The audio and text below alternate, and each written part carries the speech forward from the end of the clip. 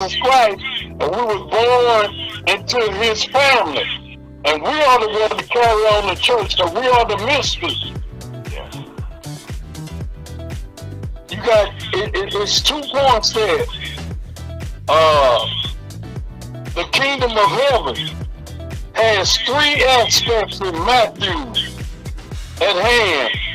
From the beginning of the ministry of John the Baptist, Matthew 3:27, to the virtual rejection of the king and the announcement of the new brotherhood. Matthew 12, verse 46 to 50, and seven mystery of the kingdom of heaven to be fulfilled during the present age. Matthew 13 and verse 1 through 52, to which are to be added the parables of the kingdom of heaven, which were spoken after those of Matthew 13, and which have to do with the spirit of Christian profession during this age. The prophetic aspect, the kingdom to be set up after the return of the King in glory. Matthew 24, verse 29 to 25, and 25 and verse 46. Luke 19, verse 12 through 19. Acts 15, and verse 14 to 17. See the kingdom from the New Testament be Luke 1:33, 1 Corinthians 15:28, compared with the kingdom of God, Matthew 6 and 33. So, the kingdom, they're not going to accept. And the kingdom of heaven is what Christ going to give up, which was the born again believers in the church of God. That's what's going to be given up to God too. Is that something to think about? Rick, one of the things, okay, that that you're alluding to, but you didn't say it. All through the Bible, okay, God continues to talk about, stiff-necked people, okay, and in this case, His Son is teaching us how to pray. And He's making it clear, because in the Bible, it's not just in one chapter, but Luke, okay, is very clear. It's one of the longest books that has more details than other books does. And in that, He's teaching us right now. This is how His disciples teach us how to pray. Amen. And if we want to pray, okay, and people always, how do I pray? It's right in the Bible for you. Yes, sir. You ain't got to read no book about how to pray. The Bible tells you how to pray. Yes, it do. And that's a prayer that I know we all was raised on, saying those same prayers as kids. Because I know I was, and all those around me, okay? That's how we were taught to pray. Our Father who art in heaven, hallowed be thy name, and that's one of my daily Bible things, okay? He teaches me how to pray every day.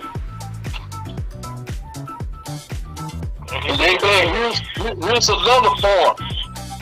There's some more points concerning Romans, the 8th chapter, verse 26 and 27. Notice what it said. Likewise, the Spirit also helpeth our infirmities. But we know not what we should pray for as we ought. But the Spirit itself maketh intercession for us with groaning which cannot be uttered. That's it. So let's quote. You remember when Jesus told him, they said, Lord, when is He going to complete the kingdom? He said, that's not for you to know. Yeah. Because the kingdom already came, and they rejected Him on Calvary's cross. They killed Him. Look what they did. They killed Him and put Him on the cross. And He came. And that's the visible kingdom. And know, Rev, in that, okay, those 30 years that he was being trained in those 3 years or more that he was, in his teaching. Here's a man that did no wrong, and that's why we look at ourselves. How can I be like Christ? Well, he didn't do anything wrong, and they killed him for being an honest, straightforward person. So how do you think you're gonna be better than him? It's He said, be like me, and be yourself, but pray in a certain way. That's why he had 12 disciples. Because he showed the 12 different tribes for one. And they all were different night and day. And we're going to continue on about this is pointing to the spirit and indwelling incessant, verse 27 and 26 here. And he that searches the hearts knows what is the mind of the spirit. Because he maketh intercession for the saints according to the will of God. What is the will of God? For us to be saved and believe the death, burial, and resurrection of Jesus Christ, and from death unto life, before we sleep and after we sleep. It's all about the gospel. The gospel is the power of God for everyone that believes. So, people in the universe, get saved before it's ever too late. Because if you don't, you're going to hell. And hell is a literal place. It even has enlarged itself. Hell has enlarged itself. So y'all better get ready and get saved. Believe in death, burial, and resurrection of Jesus Christ. Pass from death into life before you sleep and after you sleep. All this other stuff you talking about running through, doing this and doing that, we gonna do this, we gonna get better now, you ain't gonna get better. The only way you gonna get better if you believe Jesus Christ died for your sins, was buried, and rose again. And you pass from death into life before you sleep and after you sleep. Amen, that's real. Ain't nothing else gonna help you but Jesus Christ and his righteousness. Now, I've been here 73 years. And I'm glad he saved me. He snatched me out of the devil's kingdom and put me in his kingdom. And that was February 6, 1976, in the White Castle on Kings Highway and Natural Bridge. I wasn't in no church, like people said. I went to church and God said, you ain't got to go to church to be saved. No. You go to church to believe in God. You go to church because you believe in God, not to be saved. You have to believe in God, because that's the only thing going to save you. And me. I know I'm saved. I'm not guaranteed going to heaven just saying another word. Even if I don't say another word, I'll be absent from the body and present with the Lord. And I ain't afraid of death. Jesus took the sting out of death. Because we ain't going to die. We go to sleep. And that's a big difference, real. Yes, sir. So may the Lord continue to bless everyone in the universe. Get saved, believe the death, burial, and resurrection of Jesus Christ. That's the only message. And that's the only thing that's not new under the sun. It was here before there was a sun. The death, burial, and resurrection. So Lord, bless the people in the universe in Jesus' most precious name. Amen. Well, Rev, I want to thank you for this. You cover so many bases there that, and as we go into Black History Month, okay, I need to say, here on our radio program, we will be missed, but in St. Louis history, you are a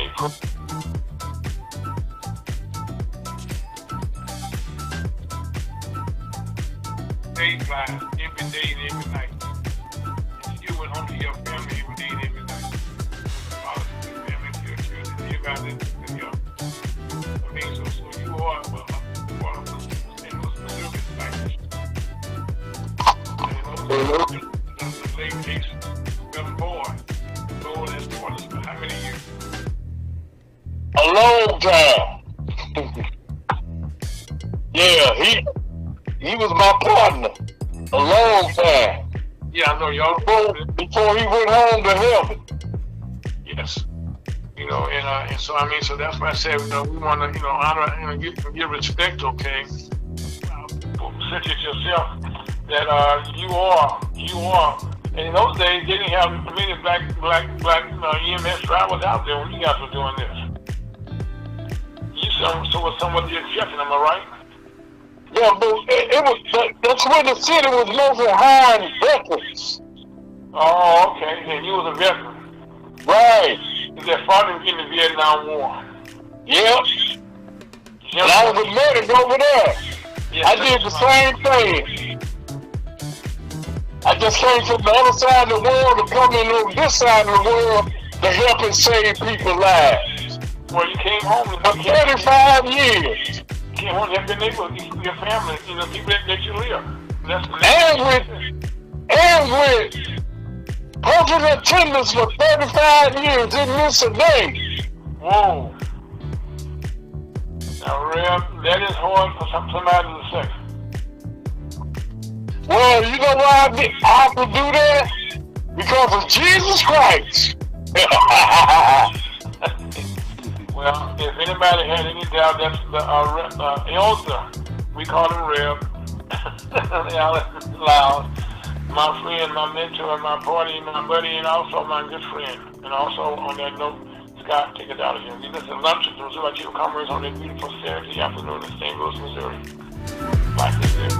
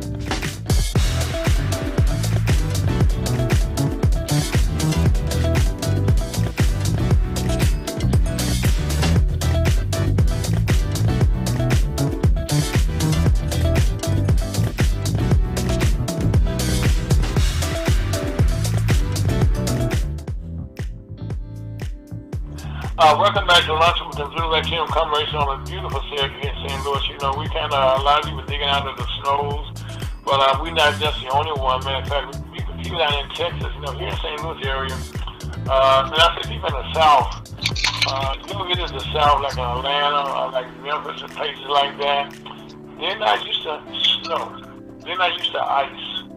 And most of those cities do not even have ice clouds. Salt trucks. And so we please pray for them, okay? During this particular time, that this snow is hitting them, and it's very much a real thing. And also, I'll say we also want to ask if you can. This is Black History Month, so any persons out there want to have some Black history, look up any person in your family, okay, and tell their stories to your grandkids and to your kids about what they have done. Those are our heroes that are still alive now. Give them some respect. Like we just talked about Reverend Lyle's history, right? That's a brief history of Reverend Lyle. He dedicated his life to changing lives and saving lives.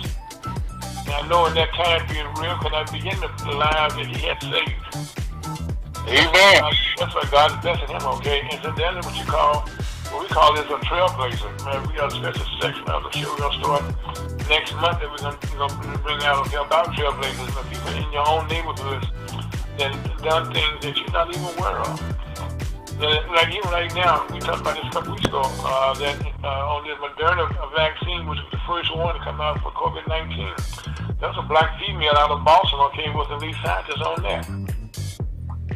But it's not being told history. Okay, so you got to dig deep down in history to find somebody black that's doing things. That actually changed, can you think the lives that she has saved? Oh my God, matter of fact, right now, we continue to pray every share on this program for going on a couple of years now here for the coronavirus, the Delta variant, the Omicron, all of these put them together, over 76 million people have been affected by these. And the numbers continue to grow. Maybe not as fast as they had been, but one thing that's a milestone that we never thought. Over 900 Americans have died. That's a lot of people. Amen. A whole lot of people. And just imagine, okay, most of these football stadiums that you have in college level, they hold about 80 and 90,000 people, each, okay? And so that's a whole lot of people. Multiply that times almost 15. And you get 90,000 people. And Rev, you know what I'm saying? This is the people that's been reported, okay? Mm-hmm. Now we know there's always, oh, by the way, we forgot to tell you about these. Yep. We meant to tell you about those. Well, that's a true thing here, but again, the one thing that we can say, please continue to pray for our people. Amen. Your family members got it. I don't know too many people right now who have not had it in their families. And if you get it, if you recover from it, you're still going to have a lasting effect on your body. And that's the bad part about this. So again, we continue saying, please, we've been saying this. We were the first people talking about when Chuck DeVoe brought this to us a couple of years ago. We were the first one we put on radio. That wash your hands. That was you were taught as kids. There were a couple of things that should stay with us as kids. First of all, we wash our hands, then we pray that night. Yep. Wash your hands after every meal. Before the meal. And before the meal. And before the meal, okay? Before and after. When I was a kid, I didn't know where I put my hands at. We don't know either, Ira. And I don't know any kid that could tell you what they put their hands at. We were just out there without things, just doing things. Yep. Whenever seeing something that piqued our curiosity, that's what we did. So did. And so right now, we ask people, please, this is creating too much chaos. And I will say that's some good news. The COVID-19 cases have gone down in 49 states right now. In 49 states. Amen. And the only state that you can ask what that state is, that's the state of Maine. But around the country, they're going down, okay? But the deaths are still going up. And so right now, we talk about face masks. The Green Bay Chamber of Commerce gave away almost 10,000 face masks across our state. Amen. Free KY95 face masks. Yes, sir. And right now, most major drugstores, no matter where you are, like a Walgreens, a CVS, most major drugstores, face masks are coming your way. The KY95 face masks. It did not miss away because they said these actually save lives. And another thing that's very important, free testing kits. Because as you all know, or you hear time and time again in the news, that most hospitals, urgent care, most clinics right now have been inundated with people trying to get tests. But now the government has a number you can call. I'm going to say it 3 times for you. 1-800-232-0233. That's 1-800. Last name is Scott Owen. 0233. You gotta say it one more time, then you gotta change the pencil. Or put it on your cell phone. I need to change my Friday flight to Monday. 0233. And also allow 7 to 10 days for delivery. It's because a lot of these are going out, so don't call in today and say, I want to eat tomorrow. As a matter of fact, the problem with a couple more days on the post office right now is we already know we have a problem with the post office before these masks came up, okay? So I'll put another 5 days on that, okay?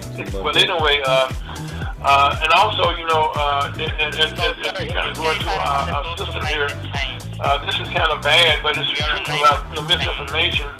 And we talk about the Navy, so many people being discharged because they didn't get their vaccination. Right now, the Army, the soldiers right now, about a little over 3,000 soldiers right now who are not vaccinated. Ira, can I ask you to repeat that phone number one more time, please? Sure, Scott. 1-800-232-0233. And Scott, I'm going to say it 3 times. 1-800-232-0233. And that's for the COVID home test? These are the free tests that you can get in your own home. Matter of fact, you get 4 tests, and they send them to you. Matter of fact, don't think you can call over and over and over and over again, okay, and get more and more tests. That's not how it works, okay? They keeping track of these per household. So that again, that's 1-800-232-0233. These are for the COVID-19 test, and then this went from the coronavirus, and went from the Omicron, and all of them, okay? And as a matter of fact, even as we're speaking, they're creating new vaccines, okay? They will get our 5-year-olds and people like that early ages involved and get them tested, because right now a lot of schools are having a lot of problems because, as Cheyenne told us a couple weeks ago, kids were at school, if they don't have enough teachers, okay, they put them in the auditorium. And kids are dying. So this is some serious stuff we're talking about here. And I just was about to say that the Army right now is about to discharge, over 300 soldiers not getting vaccinated. You're saying that both of the and these are people that's going to be in your National Guards and different places like that. So again, this is very, very, very, very important. And even with this snow that took place around, this snow we talked about, it stretched from Mexico to Maine. And there was a major storm outages. Well, the National Guard came out to help those people. So again, that's something that we need to consider, how much those people in the armed forces are still serving us. Not that they over here in Ukraine, we got things going on in our own country. Matter of fact, even as we have this conversation, the news have been emanated again, okay, with what happened on January 6th last year. Matter of fact, misinformation. Just the other day, yesterday, matter of fact, Vice President Pence, who was a senator, people not aware, they were trying to hang him and prevent him from counting the ballots, okay, overseeing the ceremonies. And that was, the whole thing was a siege. coup d'etat, that they want to call it, an insurrection, which you want to call it, but it was kind of over our government. And so Vice President Pence, being a Christian man, he had to tell the truth. He said, "Hey, I could not stop that. So that was not within my power." And the president was wrong. He said we lost. And as soon as we can get on the same page, think all the time we're lost and have this back and forth, back and forth, back and forth. And the more information comes out, okay, we're gonna find out that there was no, this was the safest election in our history. In our history. But guess what? Now they're complicated now. As a matter of fact, over 700 some individuals have been interviewed before the select committee. And that doesn't count almost 500 people that's pleaded guilty to attacking our government. And these are real figures. As a matter of fact, something that hurt my heart, this past week going into Black History Month, we had over almost 18 or 20 HBCUs and circle back colleges that had bond threats called into them. So this is hatred that's out here that's unbelievable. Mm-hmm. Unbelievable. As a matter of fact, in St. Louis, they even called City Hall. Now, you say, why that's important? That wastes a lot of energy and resources to come out to check those out. A lot of energy, and right now they have these Nazi demonstrations down in Florida. And at this point, it seems as though, and in time will tell, that these Nazi young men down there were responsible for some of these bomb threats. But could you imagine if you're going to high school, you're going to college, and you're just going to school period, and somebody, calls the school with a bomb threat, you're concerned about your babies, your kids. I mean, so this is just an unnecessary, stupid domino effect, okay, of hatred that makes no sense. Mm-hmm. And matter of fact, it makes no sense. And this is something I have to talk about here because it makes no sense again. Just this past week on Wednesday, in the city of Minneapolis, Minnesota, George Floyd got killed there. Was murdered there. We all know what happened there. We just had a no-knock warrant situation in Kentucky where they went in and killed the young lady down there. Well, in Minneapolis, they did it again. Only worse. This man went inside this man's house. He laying on this couch, okay, sleep with a gun that was his gun illegal. And they had the wrong house. And the police were saying, well, he pulled his gun out. Well, hell, if you go into somebody's house, you wake you up. I mean, that's what a gun is for, to protect your inside, protect your dwellings, protect where you live at. And matter of fact, and so right now, so this is a big, matter of fact, name Amor locked a 27-year-old young man, and they killed him in 7 seconds. And this again is going to continue to reverberate more and more in weeks to come. And also, something that gets me here is we need to talk about briefly is you recall last year when Governor Cuomo of New York, this I think dovetail, kind of went to all the dominoes. But his brother was an anchor on CNN News. Well, as he left there, after he got fired, he losing the money. Money is always the root of all evil here. Okay. He was mad at everybody down there. He tried to burn their house down. So some information came out about Jeff Zucker, who was the person in charge, president of CNN News. Well, he abruptly resigned because a secret, if it had been a secret, okay. But he had an affair, with consensual affair, but he didn't tell his bosses about it. And so that's why I said, this everything that takes place, it has legs, they say. It has legs.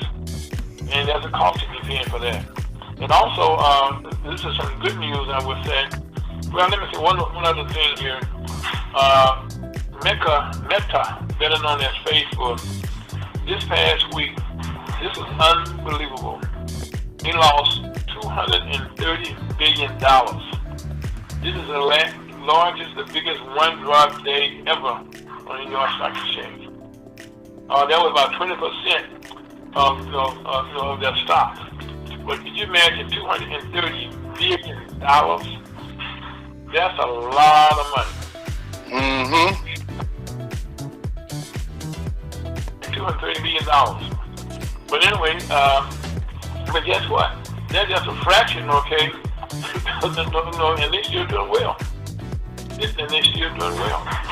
You know what I mean? But again, that's because of misinformation again. And also, we missed, okay, what's going on in Spotify. That's going to continue to mushroom the problems they're having about the gentleman there. Misinformation now, they're using the N-word. And a lot of these programs that have got notoriety have been using the N-word. I mean, we all know it's a code word. I mean, but that's where they've been, calling us, black folks, all types of names for years, okay? And so now people starting to pay prices for it. And also, on a lighter tip, this past weekend we all watched the football games. Kansas Chiefs lost. Cincinnati being a hell of a good game, excuse the French. And also the Los Angeles Rams, formerly the St. Louis Rams, won also. And all these games went down to the last minute of the game. So it's gonna be a good game, but now starting this, I think it's on the 6th. Day after our program, the game, Super Bowl, will be held at SoFi Stadium, which is a stadium built by Stan Kroenke, who, by the way, paid St. Louis almost $800 million for stealing our team from us to build this stadium. Now, he's been rewarded, okay, because the Super Bowl commercials used to start out about $20,000, for a 30-second spot. But guess what? All the commercials have been sold out for 30-second spots, and they all sold at $7 million for 30 seconds, real. Yeah, I saw that on the news. 30-second spots for $7 million. Yep, that's it. Ooh, that's a lot of money. And that doesn't count the cost that it goes into producing a commercial for 30 seconds. Right. I mean, Scott, think about the production cost for something like that for a commercial on Super Bowl. The media costs are out of the world. It's we're talking thousands and thousands of dollars for a good commercial. Right, but on Super Bowl they're gonna go like they didn't have the bush for one. Gonna have 4 minutes worth of spots, and they spend millions of dollars. Oh, absolutely. Matter of fact, some companies only have one spot a year. They put on the Super Bowl because that's one of the most highly watched games of the year. And you got to differentiate between the national and the local broadcasts. Oh yes, that's the national, by the way. The national. Matter of fact, some of the commercials, by the way, that they're showing those people. They also get, since NBC is doing this, the Winter Olympics, which started last night. As a matter of fact, as usual, the opening ceremonies are beautiful. They had them last night, okay, and strange as it may seem, there were no people in the stadium. So again, strange, okay. But some of those commercials, people who got those $70 spots, we get spots in the Olympics. And this is one of those Olympics that have no people involved. There are no people in the stands. No, it was actually really poor production too. Well, yeah. I mean, and I hate to say this, okay, but it's kind of gonna get worse because right now, a lot of places around the country, around the world, don't have real snow. Okay, we go back to climate control, and so they have a lot of artificial snow. And so that's what's going to create, a lot of places have, they don't have real ice, okay? They can freeze there, but the snow they're going to have is not too good for them. Mm-hmm. But we pray for them in our athletes from around the world. And it's something that takes place every 4 years, And we continue to, pray for the people that travel with their families and they come home safely. And also in our country, right, we got a lot of stupidity going on here. We've been talking, you know this, for the last 6-7 months about in your states, they're going to have redistricting. And that's where the maps have to be redrawn for all states. They have to draw the map for all your congressional districts, and it all took place from what took place in the census. And so now every state is chopping up their state to see how much money they would get from the federal government. And the person that over that money coming to your state, to your city, to your county, is your congressman. And right now, there's a lot of gerrymandering. That word you're going to hear more and more and more about. And even here in Missouri, this is one of the craziest things ever. We have a congressman, Emmanuel Cleaver. Now, Congressman Cleaver, is also that he's the person responsible for all the money that goes through HUD. That's spent. He chaired that committee. Well, right now, there's an attempt now to remove him. Missouri have 2 state Democratic districts.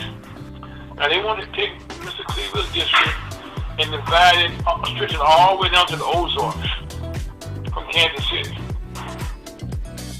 Now, that's not going to work. Even some Republicans say that's not going to work. But that's how our people are. And also in Missouri, our governor, is fighting right now. Missouri has one of the lowest pay scales for anybody in any state in the country. Our basic pay rate now is $12 an hour. And the time rates are $15 an hour. And guess what?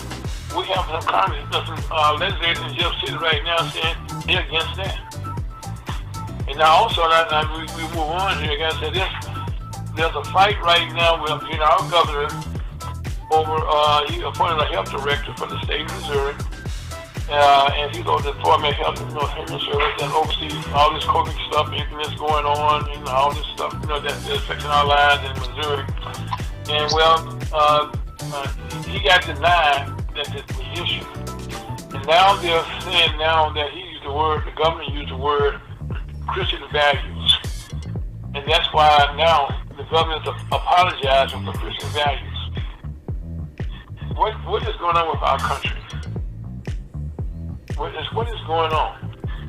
And also here in Missouri, I will say a little bit of that carjacking continue to go up, but murders are slightly coming down in St. Louis City.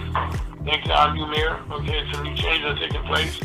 And but for us in St. Louis County, we got a new black police chief, a good friend of mine, Chief Jeff Gregory. So we can look for 4 things going forward there. And having said all that, this is the Ferguson USA, HotTarget.com. My name is Al Folks. That's Scott Desrep. We'll be right back with a very special guest. Scott, take us out of here.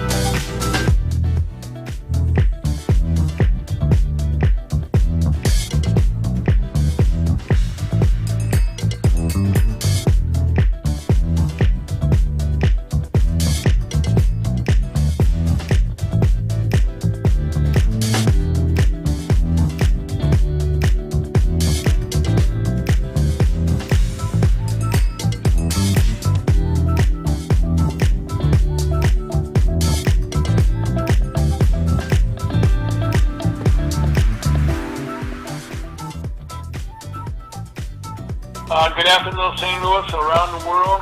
We on Facebook, we on YouTube. Mr. MC Richardson comes on every Saturday at 5 o'clock in Kansas City. Guess who come to Kansas City? We're for that program also. And also, you know, they tell you most things that take place in life, you know, you watch on TV, you know, it doesn't make good sense.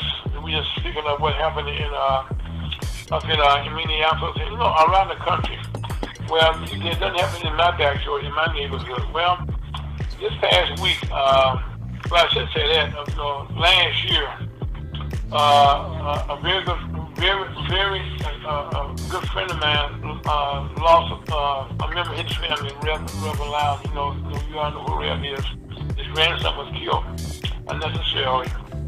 And sometimes, you know, people try to sweep things under the rug. It's like it didn't happen. And so this past week, we are looking at a TV station here. CBS outlet, KMOV, did a special, okay, about what took place with Reverend Lyles' grandson. And so we've been blessed to have his daughter, Kim, as our guest today. And right now we've been praying for her, you know, and God keeps her strong. So without further ado, Kim, how you doing this afternoon? I'm balanced as I can be during these times.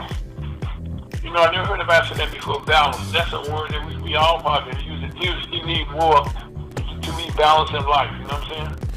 Yes. So why do you use that word balance? Because I'm trying to stay, keep my mental balance because of the killing of my son, Alan Waller, and the injustice that he's receiving in his death. So the circumstances that surrounding his case, it's just, there's no words for it. That we have a prosecuting attorney that administrator implements data-driven policies that increase public safety and restore justice in St. Louis would allow 3 killers to go to a man's home and kill him. Okay, Kim, before we get into that, okay, let's set the stage and tell what happened here. You know, last year, okay, I got a call from the Rev telling me what had happened, okay?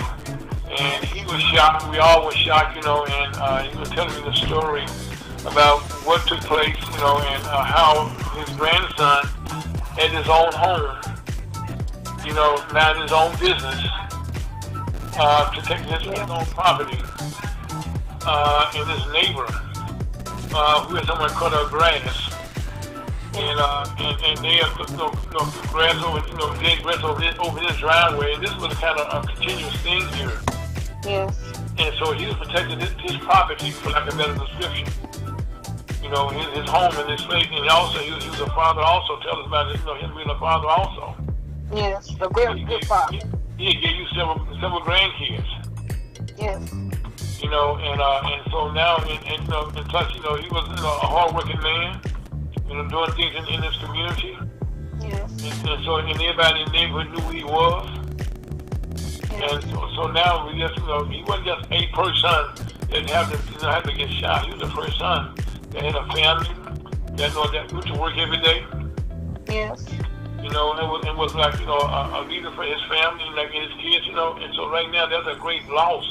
How many kids did he have? Well, he was a busybody, so he was just a busybody. So he has I don't want to too much give a number to that right now, but he does have. Okay, good, okay. And right now, okay, you'll find out why Kim said this. Okay, right now, when anytime there's a shooting in St. Louis County, you know, the police comes out, and then the police department refers this to the prosecuting attorney's office. In this case, it's a gentleman by the name of Wesley Bell. Yes. Now, in Wesley Bell's office, okay, there are people that work for him. Yes. And so the police normally, when they come out, they investigate a case, and what they'll do, they will assign, people assigned to the case. They'll work with the family to tell them what's going on, and then they'll pass that case on to the prosecuting attorney's office. Yes. And when they do that, the people, the family, such as in your case here, they gave you a name over the person that will be handling your case for your son. And so everything was going according to protocol to this point. And so now once they gave you the person's name, okay, in front of the prosecuting attorney's office, that's what you're supposed to call, because keep in mind, the prosecuting attorney's office works for you, us, in St. Louis County. That's what they're here to protect, injustice when the injustice has been done. Yes. Now, did I explain that right so far? Yes, sir. Okay, now you take it from there. Tell us how things didn't go that way. Well, first of all, I was never contacted by the police or the investigating officer or anything during the death of my son, when my son was killed and murdered in broad daylight. They never contacted me about, about their findings. I was contacted by my granddaughter and was told by my 12-year-old granddaughter. She was calling to see if I was okay. So that's how I found out about the death of my son. Once I contacted the official authorities to figure out what was going on with my son's son and what was happening, the department, they were very desensitized. Why was that? I was told by Robert Steele that I was given the number given Robert Steele's information by one of the investigators. And when I contacted Robert Steele, he told me that he did not work for Wesley Bell's office.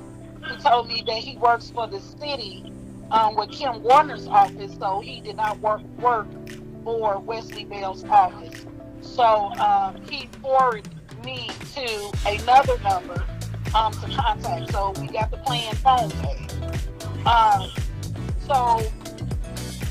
During this time, the detectives contacted me, finally contacted me after I had left calls with them concerning my son's murder. They told me that they had the killers in custody. They were going to go pick them up. Even when I made it to the scene of my son's murder, where he was murdered at his home with his children inside of his home, when I made it to the scene, I asked the leading sergeant there, I believe his name was Walls. I asked him, I said, what's going on? He said, you know what? Your son has been killed. And I said, what, is this self-defense? What's going on? They said, no, this is absolutely not self-defense. And I'm quoting this from the sergeant that was on the scene, Sergeant Walls at the time. He said, this is absolutely not self-defense.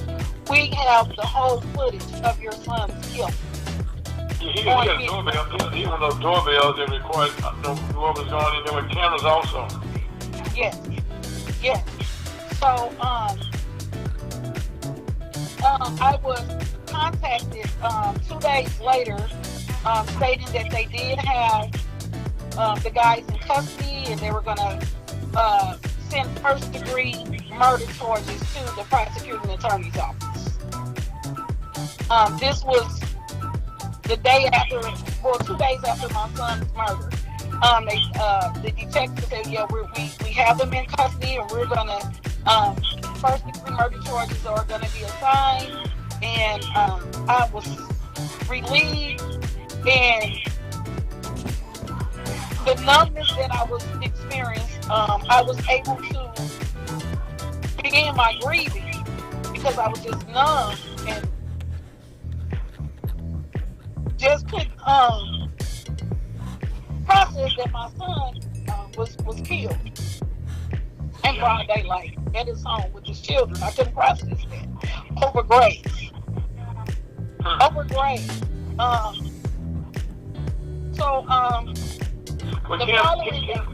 Let's stop right here because there's a lot of parts of the story here. We hit over grass. There was a lawn service, and his next door neighbor was a young young lady, that had some black company cut her grass. Yes. And they're the ones that came out and actually committed the murder. Yes, the next door neighbor, in police statements, actually stated in a police report that she would have killed my son if she could. That was one of her statements that she made. But also in the I have recordings of the detective and myself speaking about her testimony or her interview with them, that they killed my son and they threatened to kill her if she was to say anything about his murder. But this lady painted a picture to these guys about my son. She painted a picture to them. She also informed them of the camera surveillance on the house as well. And she painted a monstrous, horrible picture to them about my son. Also, can I'm going to stop you, okay, because I know you get emotional, but okay, now, before your son came home, they was outside waiting for your son. Yes, my son didn't even know that they were coming over there. He had spoke to the neighbor and asked her to speak with them about, leaving grass over on his lawn after he's freshly mowed his lawn. He had asked her to please reach out to them for that to discontinue, because he kept sweeping it up. He did it several times where he just went on and swept up the debris. And anybody that knows my son knows that he will help. He's that guy that will help the old lady across the street. He's that guy that will help you do anything, even if he didn't know how. He will find a way to try to help you do it. That's where you was raised. Yes, sir. Yes, sir. He was raised in a God-fearing home. Yes, sir. So, she called me guys. I'm sorry. Before I go into further, Kim, I'm just sitting this, okay? Now, this was not a regular pistol. There was an AK-47 involved here.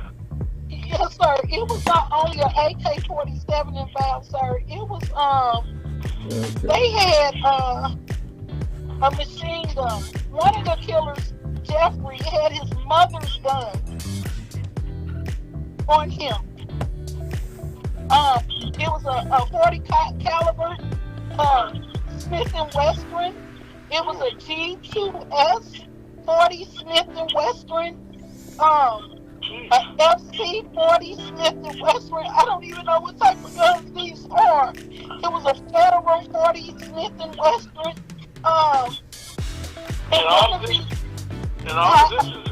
This is somebody coming about some grass? Yes, I don't understand. If you're coming to handle a customer complaint about grass debris, where's your blower? Where's your weed whacker? Where's your trash can? Where's your trash bag? That's the type of equipment that you bring to handle a customer complaint about lawn debris. And also, by the way, they removed the tag off the truck, okay, for their businesses. This was a business, by the way. And they also removed the license plate off the truck also. Yes, they did. They removed, it's 82 Holland is the name of the business, Moore LLC. They removed the clothes that they murdered my son in. They got rid of the clothes.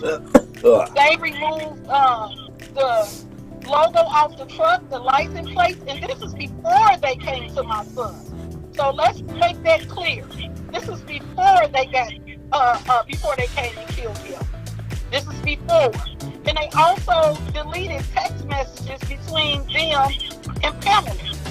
Now, you heard the lawyer in the Channel 4 News investigation says, Jamon Foster say, well, they were in survival mode.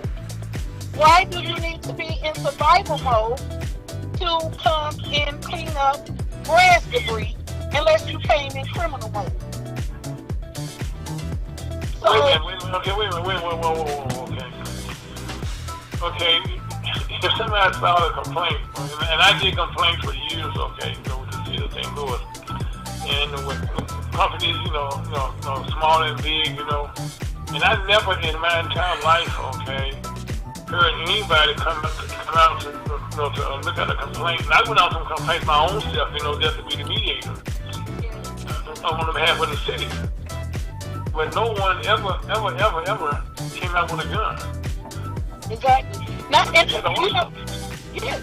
I mean, and not one gun. They came with 3.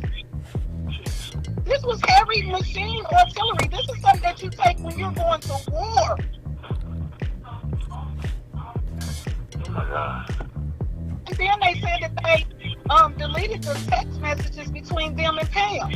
Well, according to their lawyer, he said they were getting death threats. And my question is, and I want everybody to really understand this, how can you get death threats right after you've done a murder when we didn't even know who you were, and my son didn't know you prior to this incident? Who had your information to call you and even give you a death threat? Was it something that you did prior? Because their defense attorney, their Jeremiah Foster is their attorney. This is a criminal. And also, in this case here, how did the attorney get involved here so quick? Yeah, instead of them calling the police after their so-called alleged self-defense, instead of them calling the police, they called a criminal defense attorney. They didn't call the police. Family didn't call the police. Osiris, Jeffrey, Michael, they didn't call the police. They called Jeremiah Foster. They didn't call the right authorities. When you are claiming that you went into survival mode, and when you are claiming that this is self-defense, then you call the local officials, you call your police authority, your local police department. That's who you call. Wow. And even deleting, them saying that they deleted text messages between them and Pamela, and their lawyer is saying that this is because they went into survival mode and they wanted to protect their family. What does deleting text messages between you and your customer have to do with going in survival mode or death threats? Well, before we get to that point, Kim, how many times was he shot? My son was shot 9 times. My son was shot 4 times in his chest. And I want to really point this out. My son was shot in his hands, in the inside of his hands. So how can someone be shot, receive bullet wounds in the inside of their hands if they are holding a firearm? He was shot twice in the neck, 4 times in his chest, twice in his left hand, once in his right hand, and once in the thigh. Oh my God. This was an overkill. This was in broad daylight. My son answered that door at 10:10.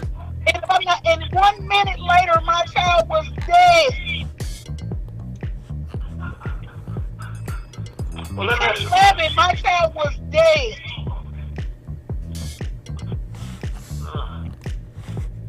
Okay, let me ask this question. Okay, there was a piece that was ran this past Thursday on a KMOV to CM Channel 4 here in St. Louis, a CBS outlet. But what did the reporters say that covered this? What were their thoughts when they were covering this story? They covered the story, and they wanted the viewers, they want our community to use their own discretion, to use their own minds, their own mentals, to say if was it self-defense or something else. The prosecuting attorney handed down a self-defense verdict before they even investigated the 2 shooters. They had not yet even investigated them. There was also a 4th person in the car with the killers that witnessed this murder, and they did not bring that person in for questioning. So how did you make a decision saying this was self-defense? What did you present to the grand jury saying that this was self-defense when you had yet not investigated the killing. And also, I let people know here, all what Pam is saying, we have video of them running out the truck, running back to the truck, the white young lady running back and forth like she with her head cut off, and them running to the truck, and their neighbors also who understood saw what happened here, and what happened here that got us all upset is that the Texas that came out said this was a murder, and normally, the other ones that determine what is passed off to the police department, to the prosecuting attorney's office.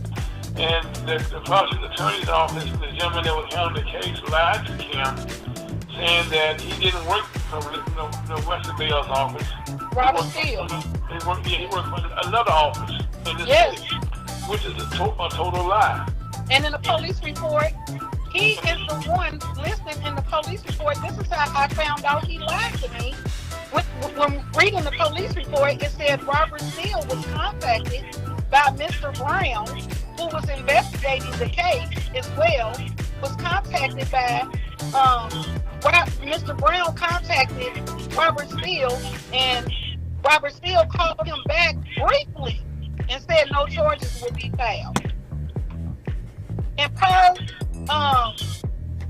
my son's killer's lawyer, Jamal Foster, in his interview, he says during the interview they were told no charges. He said the interview was interrupted abruptly, and they were told that no charges will be filed because it's legitimate evidence for self-defense. The argument is legitimate for self-defense, and that's where something needs to change in this system, because my son can't talk. He can't. The only thing that's speaking from my son is the 9 gunshots that was in his body from 3 different weapons. My son can't tell you what happened to him while he was at his home. And the only evidence that they have is from the killers. They are taking their alleged story of what happened over a young man laying dead at his home with his children, would never, ever bring any harm to where his family is at, or commit any harm to anyone where his children lay. Bullets shot all in the side of the house, where his children played at in the inside of the house. And this all happened on his property. On his property, yes, sir. They take my son out that whole day. My son did not even know they were coming that day. If you look at the video footage, go to YouTube, go to KMOV, and look at that video footage. He asked, "Are you the guy that cut the grass?" He didn't know them. If Pamela would never brought them to my son's door, my son would be alive. If they would have never came with all of that artillery, my son would still be alive. If they would have just came with a blower, why wait till he get there? If you're practicing customer service and you have a business to resolve a customer complaint, you know they say the customer is always right. You have a good business. You have good intent. You should have just brought your blower and blew his grass, or even cut his grass. You probably could have gained another customer. Not a doubt, but another customer. Wow. No, when Kim, right now, what we like for people to do is contact the prosecuting attorney's office here in Singles County, Westerville. Yes. And ask them to look at this case. Because there's no way, and we all watch TV, we all watch all these, CSI, FBI, yes, sir. Law and Order and stuff, and we all kind of little mini lawyers and stuff. And in a record amount of time, no procedures were followed here. And that's where things happen here, that no one interviewed nobody or even asked, for the camera footage. even ask, anybody in the neighborhood, had they seen anything? When a man is shot in each one of his hands, how can you? I mean, that's kind of tells the story there. Yes. I mean, and this, if everything was called overkill. Yes. And then how can you make a decision? And I have to keep reiterating that. How can you make a decision? How can you say that you implement data-driven policies that increase public safety when you are not even looking at the evidence? When you're not even questioning the shooters. You didn't question them. In fact, after a decision was made. So my cry out as a mother for every victim out here, call 314-615-2600. That is Wesley Bell's office. Yes. Say it 2 more times, please. Say it 2 more times, slowly. 314-615-2600. That is the St. Louis Prosecuting Attorney's Office for Wesley Bell. One more time. 314-615-2600. And the gentleman that works for Mr. Wesley Bell. Robert Steele. Right. Robert Steele. And he was the one that was assigned to the case. Who, Yes. by the way, lied to you.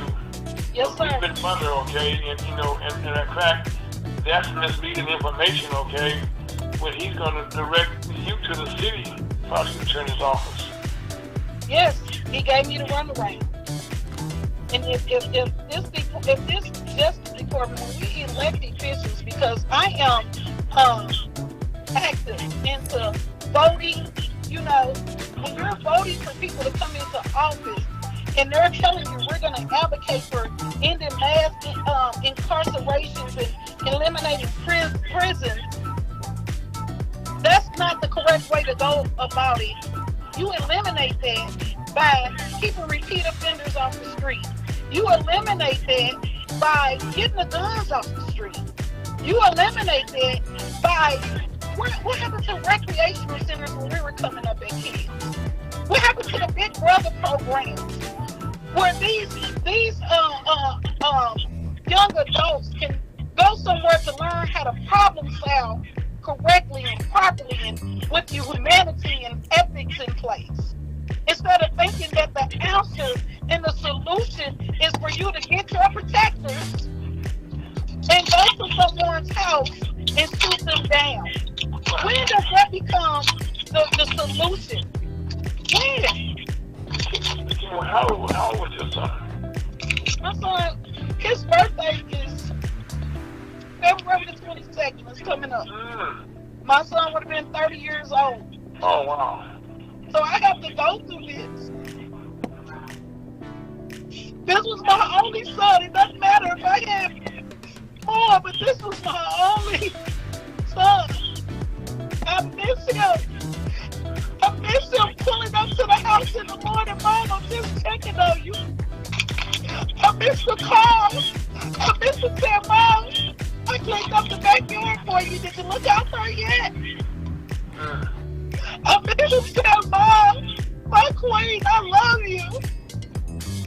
I miss him bringing my grandbabies over here. And I'm sitting and talking and playing with the grandkids. They're running around in their drawers and cowboy boots. I miss them. I miss them so much. I miss the times that we sat down and read the Bible together. And just read it for days. Into the early hours of the morning, we're in our Bible just reading. I miss our chess games that we played together. His family missed the card game. This was a love young man. His life matters. And you know what? Black on black accountability for crime matters too. It should not be an excuse for that.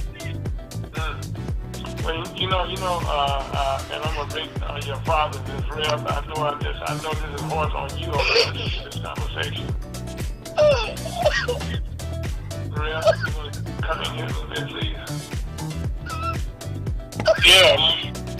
tell them to get it out. See, you have to release. You keep holding stuff in. You know, it don't help when you hold it in. So she has to release that. That's a natural response of human beings, and they are hurt concerning their loved one.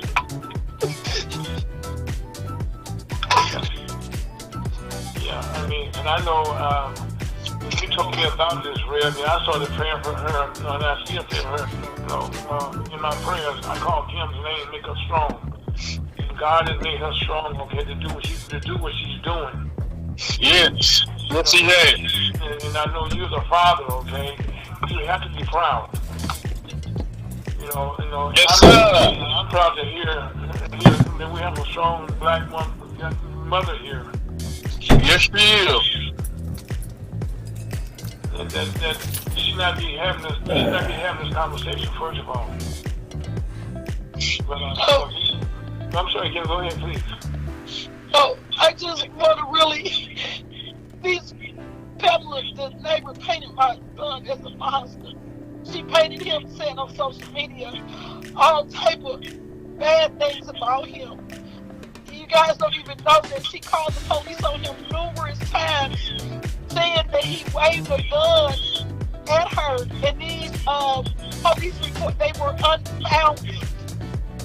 They were unfounded. So this was premeditated. Yes, they need to look at.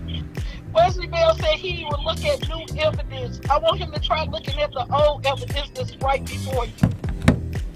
Look at that too. To even consider reopening this case. Look at the old evidence, and I don't even trust them to even to do anything. I want a special prosecuting attorney, somebody to help. That's gonna show transparency. That's gonna have justice as their priority and humanity as their priority. Well, first of all, there should be some type of reprimand for this gentleman. I can call him a gentleman who misled you from the start. Yes, Robert Steele. Yes. He talked to me 2 days. 2 days after my son's killing, maybe a day, he talked to me and lied and told me he had nothing to do with it. He said, this is not my case. I work for Kim Gordon's office. He told me he had nothing to do with it and referred me to somebody else. Well, Kim, I know right now, before we let you go, next you're in our prayers, but give us that number again 3 more times, if you be so kind. The St. Louis Prosecuting Attorney Office, St. Louis County. The number's 314-615-2600. Again, 314-615-2600. Again, the St. Louis Prosecuting Attorney's Office, the St. Louis County, 314-615-2600. Now, Kim, this is not the only time we want to have you on, because we want to keep us abreast, an update about what is taking place here, because one of the things the Wesley Bell's office, is responsible for his employees. And there had to be some transparency here, because right now there is no secret grand jury here, so information is public information now. Yes, I don't understand why that information they are receiving. Do you know Wesley Bell's office has never ever reached out to me with any type of sympathy, any type of we apologize as a county elected official, never reached out to, he was never driven to reach out to me and apologize, or, just anything. You know how they reached out, what they said? The same way that they reached out to the news and said, we're not going to come, we're refusing to do an interview. Accept the decision that has been made. Accept it. Well, right now, we're not accepting it. No. I would never accept any kind of injustice for anyone. Anyone. Not any mother, but anybody I don't care you're black or white. I don't care who you are. Okay. Yes. It's no. This man works. He works for the county, black or white. Not just black or white. Hispanic, any kind of person, anybody that's a voter in St. Louis County, a resident in St. Louis County, deserve equal treatment to be treated. Matter of fact, here's a case where what you see on TV should have taken place here. Yeah. I mean, how investigations go. These investigations they have on TV are being monitored by actual police departments. And in this case here, the first thing was she was lied to. That's the first thing that we saw now. We're going to work from there. I was lied to. They did not investigate the shooters. Is this the America? Is this the community that we want to live in? That people can come to your house for a dispute over bread and kill you? Is this the America? Is this the public safety? Is this the restorative justice in St. Louis? That is this what they want us to have? Kim, right now, I don't know if you're aware of this, okay, but in Jefferson City, our state capital, they have a bill right now that they're trying to pass through that says that anybody can say that they fear for their life. Now, here's a man, got 3 guns facing him, 4 people facing him. He's on his own property. Yes. That's part of the council law. That you on your own property. So how can somebody kill you on your own property and then you're gonna call, give them self-defense? There's blatant disrespect for the law here. Mr. Ara, I feel towards the politics part of this. I did some research and I found out that if a crime is labeled as a self-defense, it does not go into that number of being counted as a murder. So that number percentile goes down towards the murders if it's labeled as self-defense. They're not going to label my son's murder as a self-defense to keep an accurate account of him being in office that the murder rate went down. So you just going to say it's self-defense. But Kim, I go back to what the detective told you, okay? This was a murder. Yes. They filed charges. The detective submitted evidence after doing the interview of the Osiris. After doing that interview with him, the first guy that knocked on my son's door, who's the owner of the lawn company, when they finished the interview with them, they said this is first-degree murder, and those were the charges that they submitted to their prosecuting attorney. They went out here and they did their footwork. They did their due diligence to bring these criminals off the street. And then when you pass it on to those officials that can keep them behind bars, you just let them go? Nope. You take their word for it, that whatever took place, you're going to take the killer's word for what happened. Nope. I would have tried self-defense too if I was in their shoes. If I came to someone's house with artillery that they probably have over in Iraq. Yeah. Well, we all know right now that in this case, it's not over. No, it's not. And I know the Rev knows me, and I know Rev, and to me, you're like one of my daughters. Yes, sir. I call you guys family, okay? Yes. Amen. And family, look out for family. Yes, sir. And we're going to see here how soon, how whatever happens here. And then, matter of fact, we have a plan here that I will share with you later on. How there's always a method to your madness. Okay, so on that note, Kim, I want to thank you very much, okay, for taking the time. On behalf of your father, and your family, and your grandkids, and your great-grandkids, you have my prayers. My family, I know Scott and all of us are praying for you and holding you up in prayer. Thank you.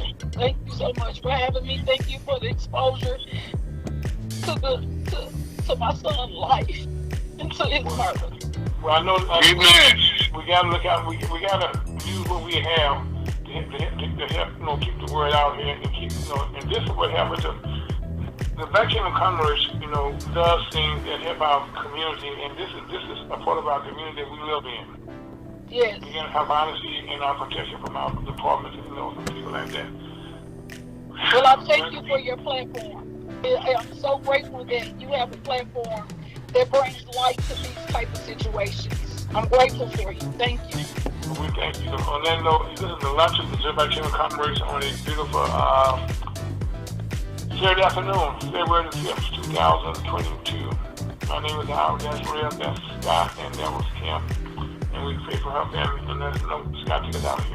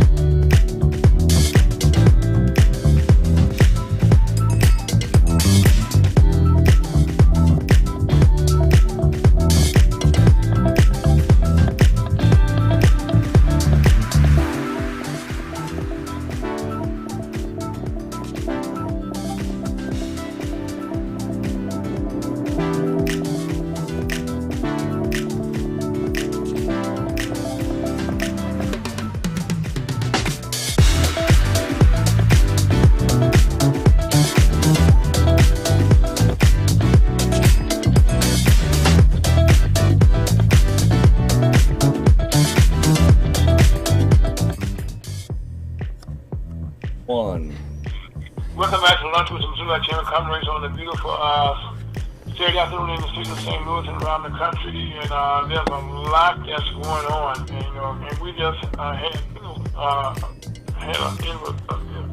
information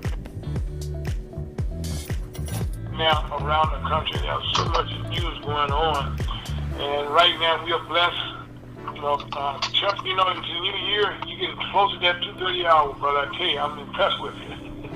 Well, first of all, Chuck, how are you feeling? We know your ankle got hurt a little bit a couple weeks ago, and you want to tell us how that happened, Chuck? I know we got to laugh out some things when they happen. I'm not sure. What's up, Chuck? Hey, I think maybe our listeners in Missouri and some of these areas that have been hit with this weather lately can appreciate it. Yes. And what had happened, Rev, God blessings to you and thank you for being here, as always. You bet. Yes, sir.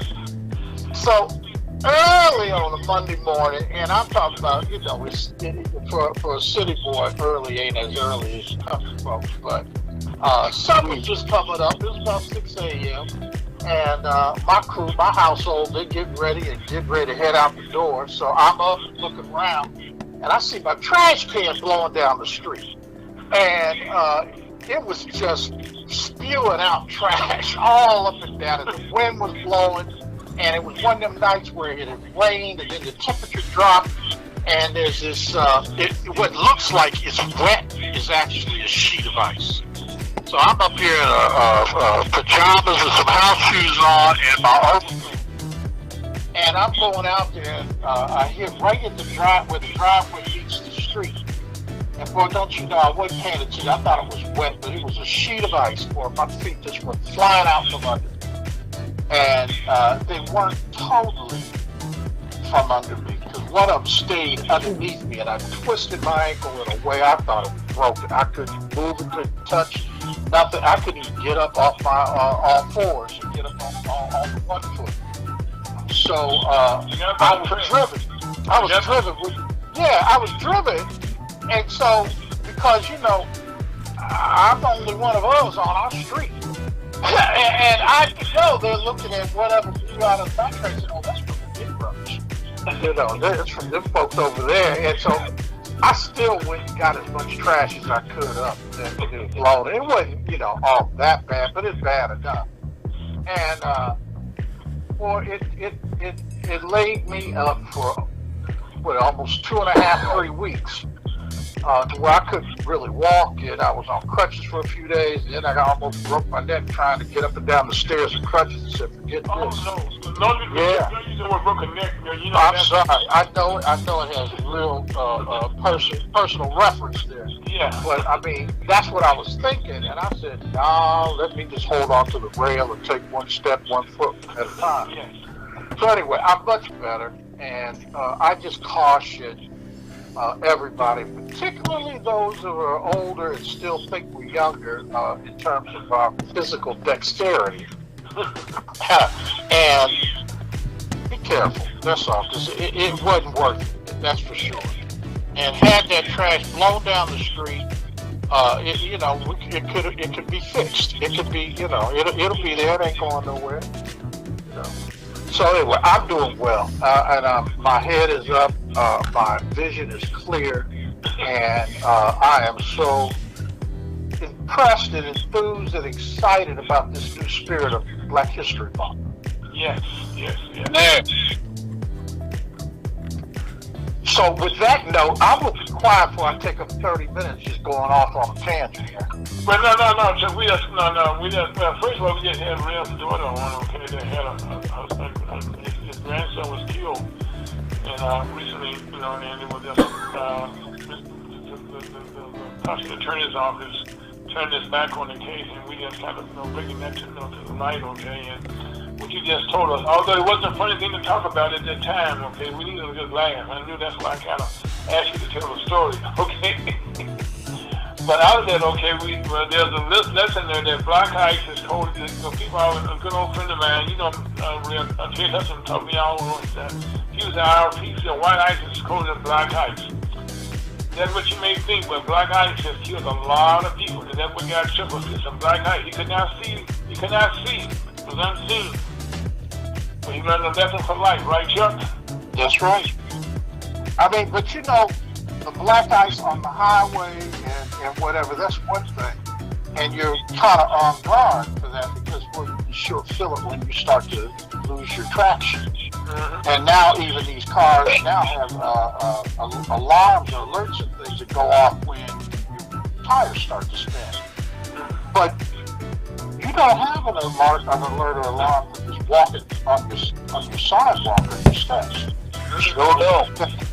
May I tell a little story? In 2004, yesterday, February 4th, 2004, I slipped on black ice, broke my ankle, wrist, and knee at the same time. Oh my God. Yeah, that was not fun. No. Whoa. Yeah. Oh my God. Ooh. Scott. Well, I'm walking now, so praise the Lord for that. Yeah, you're right. And I broke my neck and I'm walking now, so we all got some testimony, Scott. Yes, we do. And Chuck, what you did, what happened you all did was a minor, as you can see, to what we all went through. Yeah, but it's never minor when you're happening to it. Oh man, and I can see how it happened too. I mean, I can. You don't realize it, but it involves everything. You know, I could have smacked the back of my head on that concrete. Yes, you could have. Yep. You know, so I think the message is, you know, take a minute for yourself and to take inventory and all the rest of the world and the challenges and problems and the things that are occupying our minds. I mean, you can see somebody driving down the street whose mind is just on something else. or people in the checkout line at a grocery store or something. They're really thinking about something else. Mm-hmm. You know? And that's where you can get into trouble. You know, you can stay focused. Stay alert, stay alive. Well, that's why they say mindfulness is something that you need. Absolutely. But Chuck, on that note, okay, the Missouri Chamber of Commerce, you know, as I told our members, you know, our listeners, okay, we got black heroes all around us, you know, that, you know, our parents, you know, like in our case, our illustrious leader, the late Harry and Kay Alfred, you know, they created a legacy that's continuing to grow. So we have something we can talk about that we all still keeping that legacy going. You know, something that they started. Absolutely. So, if you be so kind, why don't you just tell a little bit of listeners, okay, a little bit about your legacy, how the National Chamber of Commerce came about. The National Black Chamber of Commerce came about as an outgrowth from activities that were relating to state diversity contracting. And this was in the state of Indiana. And it just so happened that our co-founder, Harry Alfred, worked as the chief of diversity procurement for the state of Indiana. And he was given a mandate when he took the job to see if we could get the numbers up and be more inclusive. Well, not only did he get the numbers up, he took them to some new levels. And boy, did that ruffle some feathers. And they were trying to tell him to take his foot off the gas and slow down, and he got too many black folks getting these big contracts. And he was pointing out where the rules and guidelines and things like that were being disregarded. In some cases, there were laws that were being broken. And the good old boy the network did not like that. And so they got him out of there. He basically, I mean, he was getting harassed. State police were followed him. All kinds of crazy stuff was going on. But again, for doing his job? But not only, see, that's the misnomer. And that's what we're seeing in Washington and other places. So it's about do your job, but don't rock the boat. You know, and it all comes down to whose boat is it, and what water are we in, and what constitutes a rocket of the boat or not. And so what happened was you had people that had 100% of a contract that were now maybe getting 97%. And that little bit of 3% or whatever, you know, and not to say whether that's worth $1 billion and this and that, but they had enjoyed years of exclusivity. And now that they're recognizing the laws and the spirit of the laws and the guidelines and things with it, they're saying, well, we're going to try and do a little bit better with including people.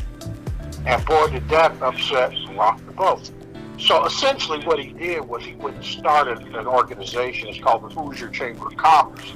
And given this new knowledge and insight he had, he actually started filing lawsuits, creating protests, and going to the media and whatnot, and basically whistleblowing on the law says this, that this is what we're doing here, or the rules say this, and the guidelines.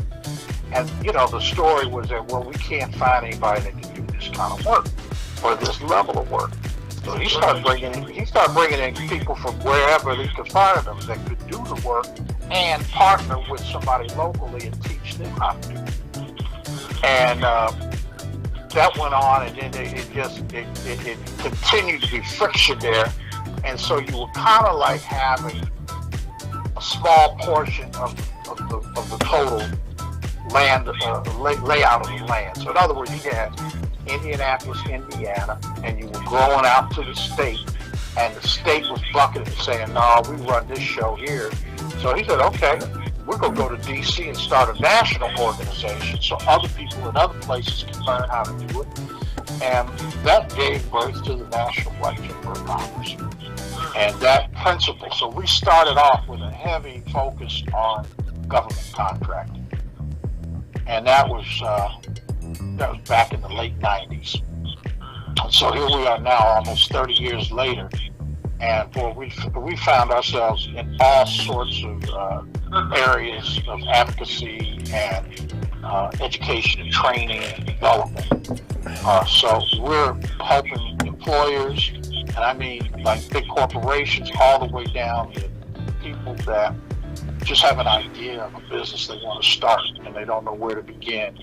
Or, I mean, and before the pandemic, there were a lot of folks that were just saying that they're putting me out of my job. You know, I reached a certain age and they're like offering me a buyout for early retirement. And, you know, you don't want to be someplace where people don't want you or treat you bad. So they said, we're going to take the money, but we got to do something else. So we've grown a lot in a lot of different areas. And that's kind of like how we came into our relationship with Missouri Black Chambers.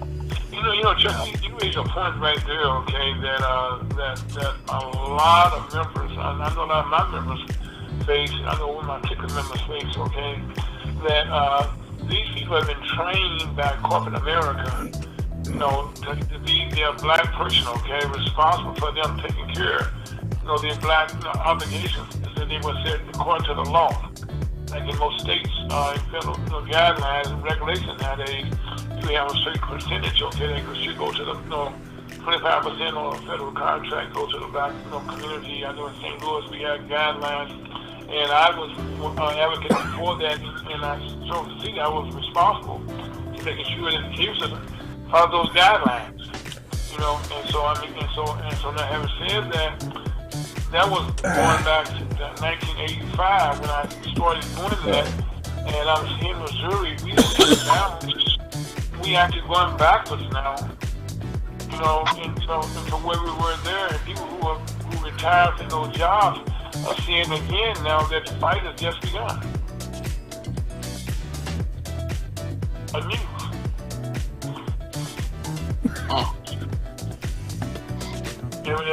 And now, okay, unfortunately, there's more out there now than before. But right now, the people that's in there now don't want any competition, you know, whatsoever. But it's all our money. You know what I mean? So the money that you pay your taxes, it doesn't say you pay black taxes or white taxes. You pay taxes. And that's the money that we think we're talking about. That's how it's being spent. You know,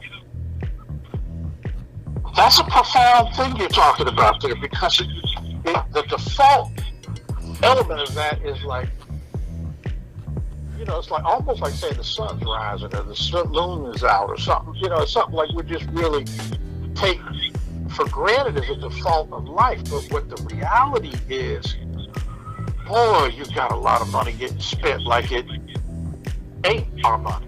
It's somebody's personal money, and they just doing what they want to do, when they want to do it, how they want to do it, where they want to do it, with whoever they want to do it. Mm-hmm.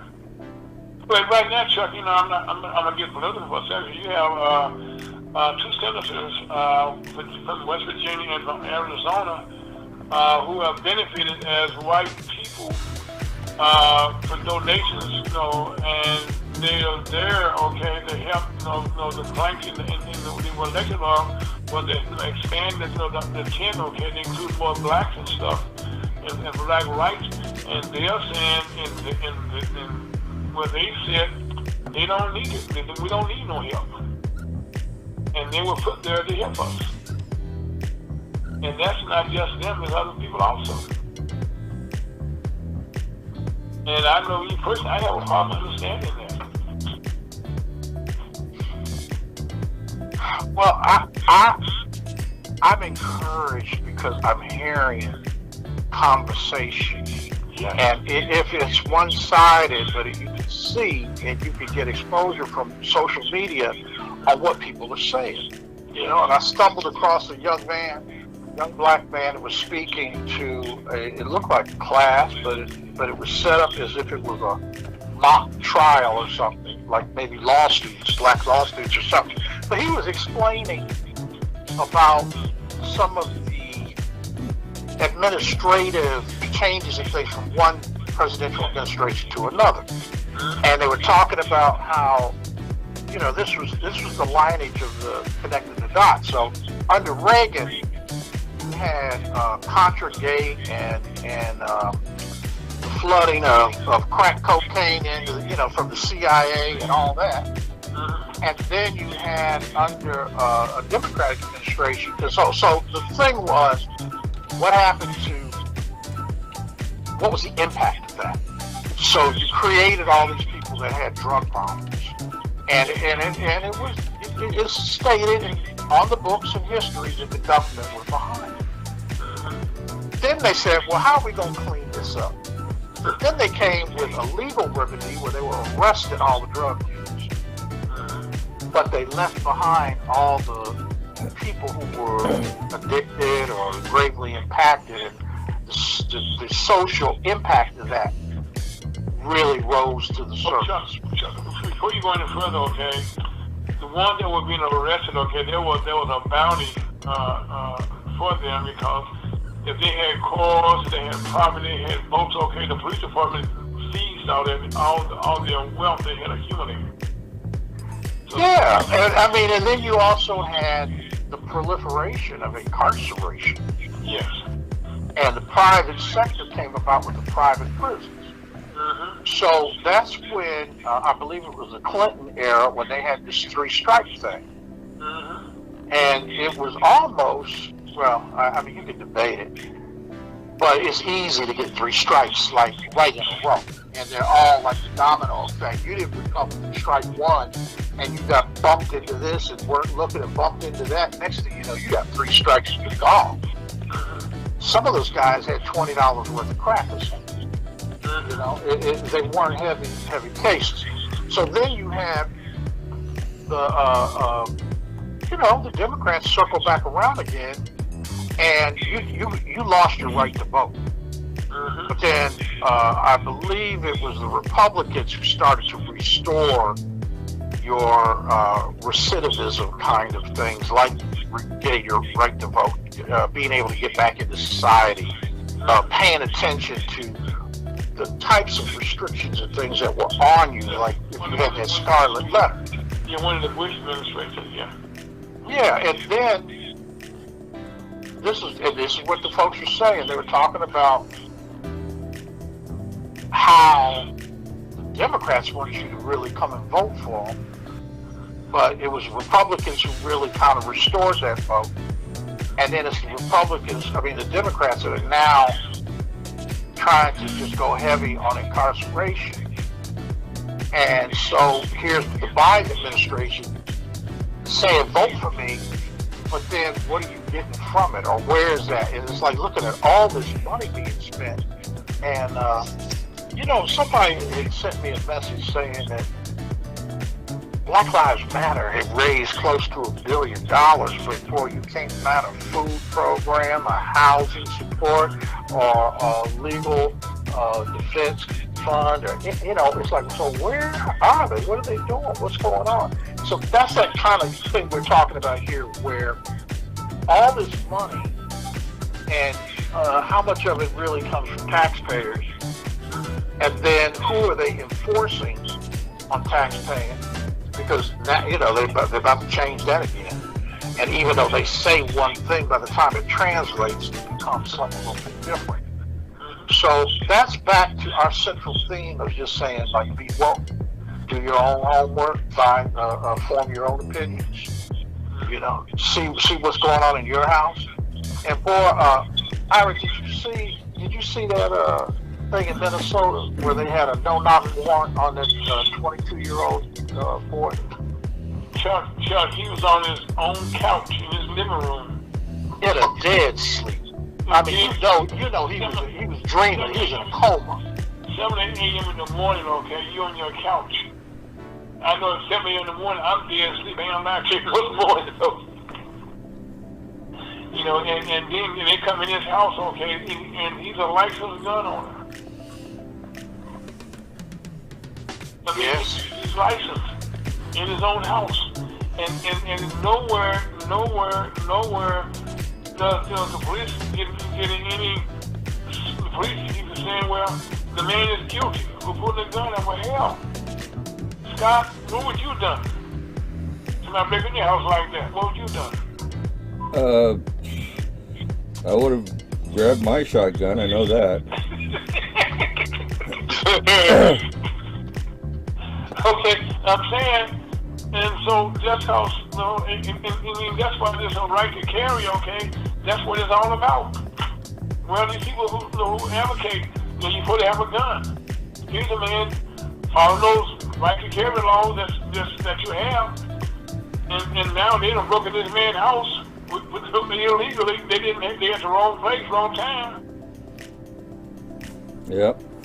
And when they try to say he did something wrong. Well, that's the problem with blaming guns versus blaming people. Yes. He was trying to do what he was trying to do to come in your house. You supposed to put your gun out. That's right. That's what you're supposed to do. I'd either do that, or instead of using the gun, I'd probably use my machete. So, you know. Yeah, but you're protecting you just like again. I'm protecting my home, my wife. And your family. Exactly. It's stuff. Yeah, that's what happened with Rev's daughter and his son. He was protecting his domain. They call it castle law. You protect your castle. Yeah. But go ahead, Chuck. I'm sorry. Yes, well, we all seeing that. Yeah, so that's in Minnesota, and it's almost identical to that was where she Louisville. Yes, it was only worse. Yeah, and then I saw another one where I think it was a somebody with some mental issues or something in the street with a knife. Well, these policemen were lined up like a firing squad. Mm-hmm. And they said with a knife, and he turned to them, and man, they executed him. I mean, you can see it. You have your own opinion, but that's the way it looked. And I'm talking about there were 5, 7, 10. I don't know how many cops there were out there, but they all had their guns drawn. They were all trying to give him commands, and he was 10, 15, 20 yards away from them. And that wasn't no threat. That wasn't no threat. They just want to kill that man. They trigger happy, but you know. Y'all got to put a boot vest on. Yeah, and then even I'll go further, and we got to, because there's people that are saying too, that you talk about the 2 policemen that were shot and killed in New York. And so it's both sides of the issue, you know, but we're not, it seems like we're not making any progress. We're not. And we're seeing things, and we think we're learning from it, and more, and back to the money thing here. So what do? They just write a check. Oh, sorry for your loss, and you know, here comes Benjamin Crump or somebody, and oh yeah, we're going $50 million and this or that, and they say, okay, you can go for $50 million, but if you calm down or whatever, we'll write you a check for $5 million tomorrow. Mm-hmm. And you know, poor folks, you can't blame them. The child is gone, or the family member, and they're saying, we're going to take the money. And that's the default of society, I mean, where we are now. And so many people are fearing they're not going to be around anyway. So why should I care? And the gun thing, and I mean, those guys, those people that shot the police, they had some kind of magazine clip that had, it looked like something out of, it looked like something Al Capone would have had. A Tommy gun or something on a pistol, 40 bullets in there. And you know, who knows why it happened the way it did, but you know, and yet we cannot figure out a happy medium between our constitutional rights to bear arms combined with what's going on out here in the streets. And then throw this other thing in here with these, they call them ghost guns. You know, technology advanced to a degree that you can have a 3D printer that you can make you a gun with no registration, nothing on it. And That's what they were saying in New York, Chicago. I forgot. I think they said over 800 or something. They got confiscated some large number of guns. That's another commerce, entrepreneurism. Then another one that we got. We haven't fixed this one either. Those two nurses in New York took in what $1.2 million on fake vaccine cards. And they're not the only one. No, they're not the only ones. It's everywhere, man. You know, but so is it all about the